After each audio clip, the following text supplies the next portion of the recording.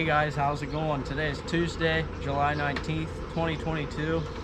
Today here I'm with my great uncle Charlie, and we're gonna just talk about some farm history. I know I had quite a few comments about that, so that's just what we're gonna talk about in this video, and I hope you guys enjoy it. You said you started farming in 1958? Yeah, I was farming several years before. Before you took over the farm? Before I took it over in 58. So you took over the farm in 1958. So when you started farming, how many cows did you milk, or did you just have like a family cow? No, back then I probably had about 60 cows. 60. So you sold milk back then? Yeah, oh yeah. Yep, sold milk back then.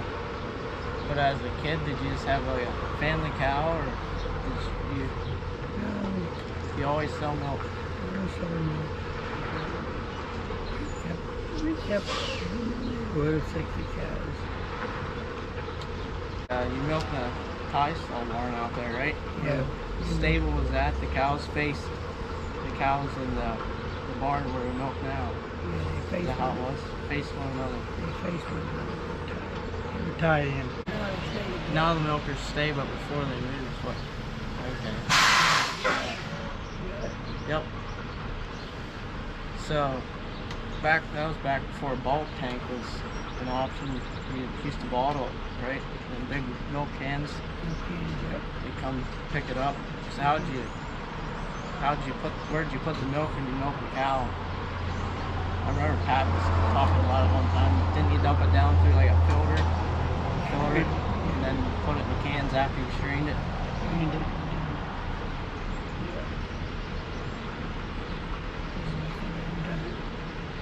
Okay. And then we changed over to the bulk tank. Do you have a flat top before the one that's out here now? Yeah, we got a flat top. Oh, probably 500 gallon. Yeah, it's 1,000 gallon out there now. And before it was a flat top with, it would hold 500 gallon. So what was the first tractor you ever had that you farmed with? We used a John Deere A and John Deere B tractor. Yeah, both at the same time. The John Deere A and the John Deere B. Yep.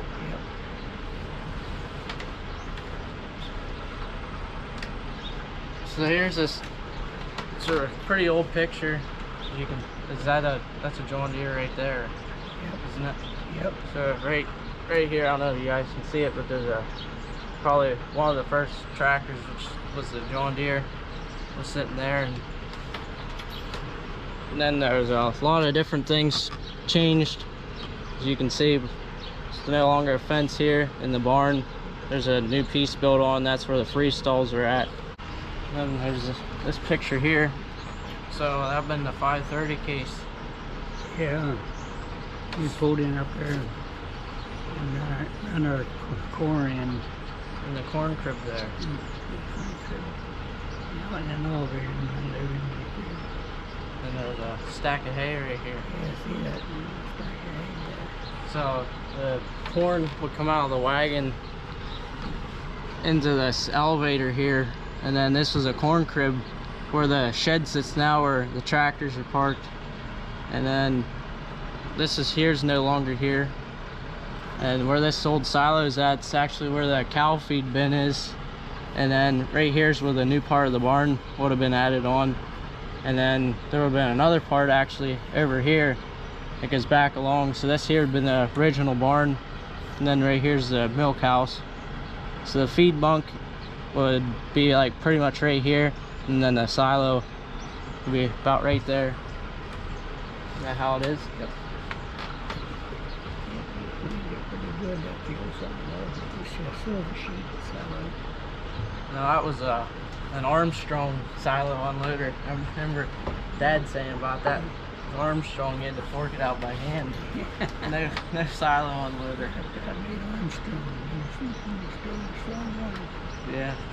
Now this is also another old picture, and just like the first one I showed, this stuff here is no longer here, and then there's different pieces added onto the barn. You can see that was a long time ago because that picture's black and white.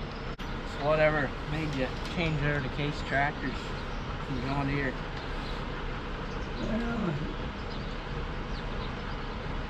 don't know. The main reason I tried it Case one time.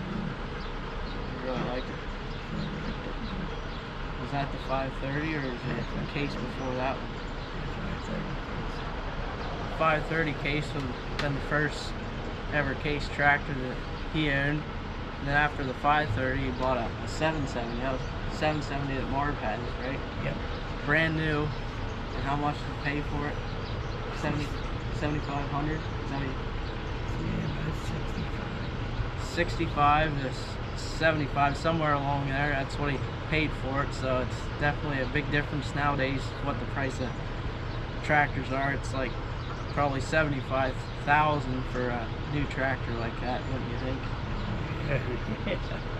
Back then those tractors were built good and built strong, and so a lot of non-electrical stuff on them. Like nowadays, all the computerized and stuff, once that goes wrong, it's kind of hard to fix compared to these older tractors. So that's why you still have them. Yep. Because they're reliable and they're pretty good. So after that 770, was there? I went to about 870. Wasn't there a 1410? Yeah, that 1410 David Brown 1410 was after the 770, and then the 2090 was what happened after that. You got the 2090 one on the mixer. Yeah. He had some cooking in the mixer. Oh, we use it for the mixer. Yeah, the 2090, that's all it gets used for. It has some park brake teeth broke off and not very good brakes, so it's not a tractor you want to mess around on a hill with. After the 2090 would have been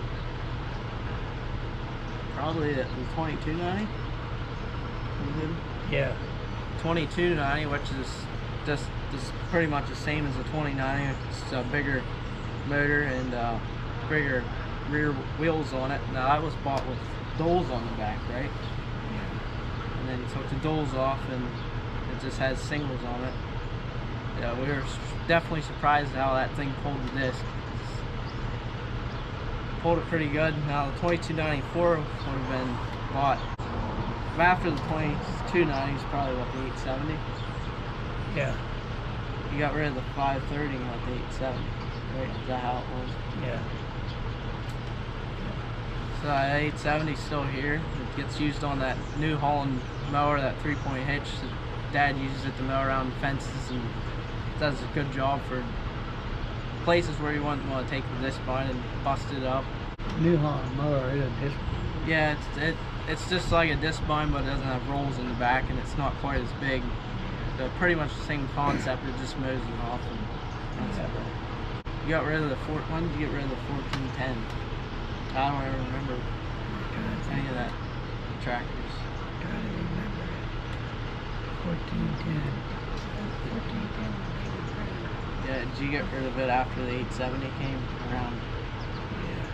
So after the 870 came, we had those two Agri King yellow tractors, 770, 870, and by then there was 4 tractors, both yellow tractors, the 2290 and 2090. And then after that was the 2294, right? Yep. Front wheel assist 2294. That was probably a big difference having a 4-wheel drive tractor around compared to 2-wheel drives. Yeah. Quite a big difference. Pull a lot better and a little safer on hills. Yep. The last tractor you purchased was the 5140. That's the 5140 Maxim. It has a loader on it, but we take it off in the summertime.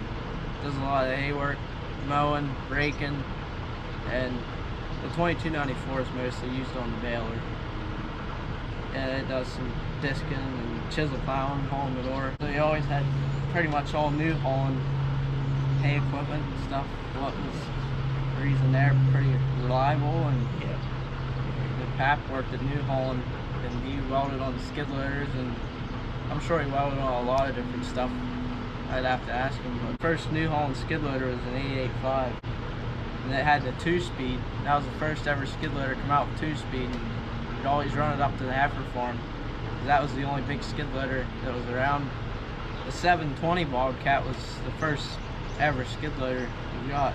And then he bought the 843, which was a little bit bigger and a little newer. But I don't think that was around for very long, was it? We didn't keep it very long. It had some engine trouble. There was always something wrong with it. And we ended up traded it on the 885.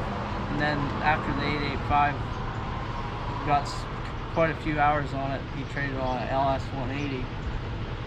And that was bought, most of the New Hollands were bought brand new, weren't they? Yeah.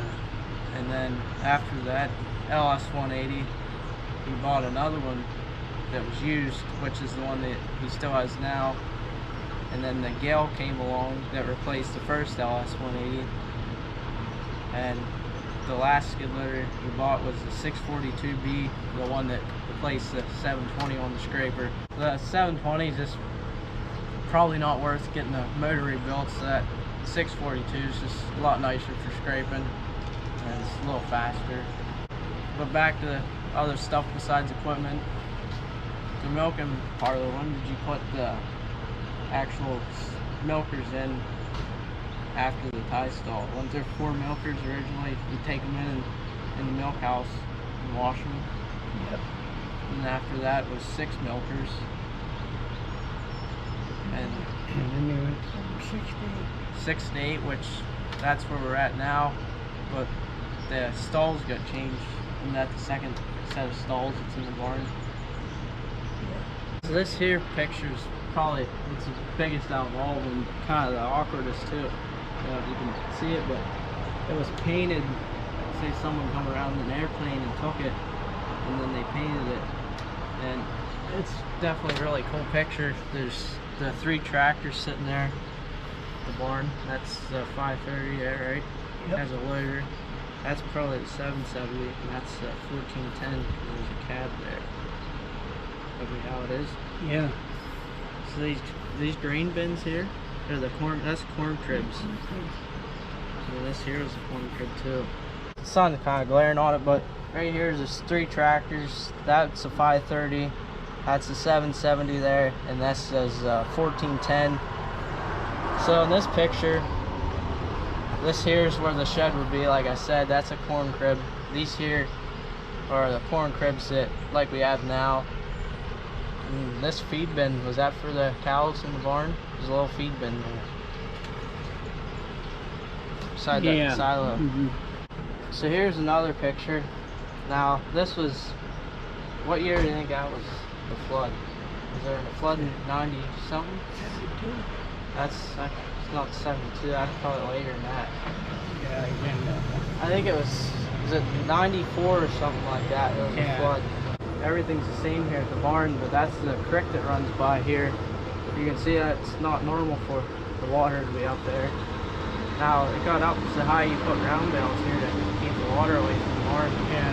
And what year is this house? The house was built in 1853. 1853, right? Was the barn built after the house or around the same time? I wouldn't measure pretty much the same time. No, would the same people build that built the house, or be 2 different companies that are probably involved? I would imagine it'd be Yeah. There's actually a couple different stone houses around this area. There must be about 4 of them. They were all built around the same time, aren't they? That's how it was. Yeah. What year is this silo built? Is it in the 80s? 1980 something? We built that silo and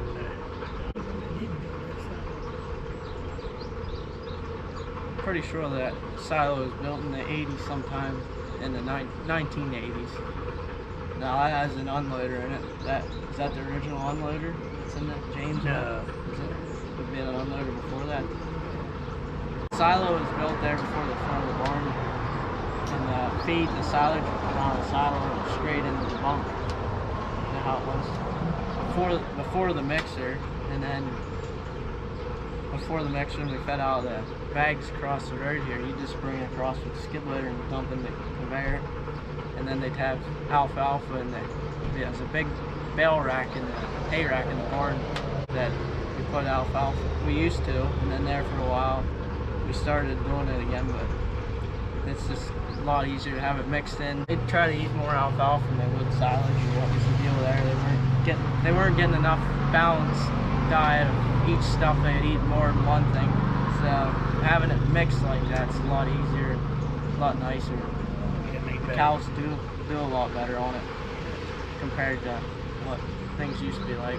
So yeah, definitely a big difference nowadays compared to back then.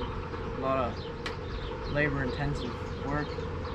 Yeah. Especially square bales, and feeding the cows was always pitchfork it out of the silo and fill bushel baskets. Is that how it was? And take each cow and get a little bit of silage. Yeah. Pap was telling me about that. And then they get hay and some corn. Yeah. The corn was all put in the cribs, and then they come out and get it and grind it and bring it back. Yep. You didn't never grind any yourself. You'd always get the feed mill to come out and get it. Yeah. Yeah, it's a lot easier now. So, what was it like when you got the Bobcat? That first one? No skid loader before. You used to pitchfork the barns out, then you put it all in a wheelbarrow and wheel it up in the spreader and dump it. Is that how? Oh yeah, we don't want to talk about good days. Well, that's kind of the point of this video. I'm just kidding you. Yeah, it's definitely something how the industry is coming with skid loaders. Now you got, I think the New Holland has the C362. That's a 6,200 pound lift capacity machine. That's like a bulldozer of a skid loader. Now back in the older days, them Bobcat was the first to come out with the skid loaders. That 720 was, you didn't buy that brand new, did you? No. Because it was pretty used. It was pretty good shape. Was that in good shape one time? Yeah, it was pretty good shape. It was in good shape, but the cow manure is just not very good for paint. Especially it's staying in the barn, the moisture like that, can't keep very good paint on it. So your first round baler was it? It was a New Holland 644. First round baler I had was a big New Holland, big, can't tell you just what the number was in that baler. Was it the 644? Did you have 3 round balers so far? 2 New Hollands and the John Deere now? Yeah. The 644 had twine. Did you always wrap hay? Or did you start out by baling dry? You bale dry hay and then we switched over to. Now everything's baled at higher moisture and it gets wrapped. Yep. And the cows definitely like it a lot better whenever it got moisture to it compared to, you definitely tell whenever you put a dry bale in the mixer or a wetter bale, they seem to go after the wetter bale. But if they get too much wet material, it can cause problems along with too much dry material. So we feed a bale of dry a day and then a bale wet. Yep. What all the different crops did you grow besides corn and alfalfa? Was that pretty much it? Back in here, they raised some oats. Oh, you used to raise oats, rye, and wheat? Wheat, yeah, one time. Alfalfa back then, or just corn? Nowadays you just raise alfalfa and corn, and it's got some grass hay here for the bale for the heifers and the calves. And we do put rye out, and last year we put rye and wheat out. We took it off for a cover crop, just mowed it and baled it. Did you used to you say you combined your wheat back at one time? At one time I used to combine something, yeah. What was the combine? Was it something that run off the tractor, or was it self-propelled? I ran off the tractor. You just pulled it and then you had to bag it. Somebody rode on the combine and bagged it. Yep. You ever combined any corn, or was it always chopped? It was always chopped. They just always have a chopper for on the tractor, pull along and Yeah, and I kind of got, I got my own harvester. is that Gale sitting up back? Is that the Yeah. first one? No, another one. Nowadays, we don't chop it ourselves. We get that custom guys come in. They can do it in a day. They can do for the cows in a day, and for the fill the trench for the heifers in a day, and it definitely saves a lot of time, and it probably saves fuel in the end when you think when you chop for like a whole month of September. Yeah, I usually take the whole month to chop. The 4-row corn planter, was that the white that you had? Was there a smaller planter before that? 2-row, 4-row white. Then that was a 5100, and then the 6-row, 5100. Now we have a 6-row 6100. What was your favorite tractor? Did you ever have a tractor you liked out of all of them? Oh, I definitely like the cheese. Out of all of the ones. Oh, And then 51. you like the 5140. Yeah, it's a good tractor. Having the ability with the loader that has a left-hand reverser, you don't have to clutch the forward and back. It can tend to be a little rougher riding than the other tractors, but it's definitely got a better seat in it compared to what the older ones do. Air conditioning works good in it. I always like the 2290. Is that always a good tractor? Yep. I like them all when I'm on you. What's that? I like them all when they're working. You like them all when they're working, yeah. Most of the time that is the case. Now, if we had John Deere, you wouldn't like any of them because they'd all be broke down all the time. No, don't think it's quite that bad. No, they all have their problems.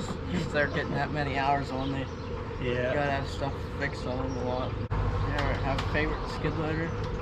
Gale versus New Holland? I like the Gale. You like the Gale? Well, I like the New Holland. We always pick on each other about that, don't we? Yeah, we do. Well, that New Holland will do more than that Gale. That Gale's gonna do more than the New Holland, which that Gale, that's a good skid loader. I was here working across the road with it on Thursday and Friday there, leveling out some dirt piles and stuff, and it's got a lot of power compared to smaller skid loader like the New Holland, but the New Hollands were always good skid loaders too, weren't they? Yeah. They were good. I think Bobcat makes the top of the line now. Yeah, Bobcat was a good. Yeah. Whatever made you get the Gale?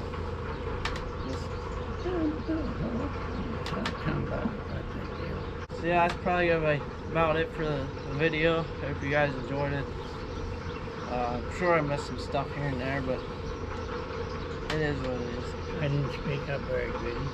Yeah, it's not a big deal. Yeah, definitely things changed throughout the years from where we started talking until now. Just the equipment got bigger and better, and the cow herd definitely grew and expanded. But the past couple years, it's kind of stayed steady. Not really planning to get any bigger.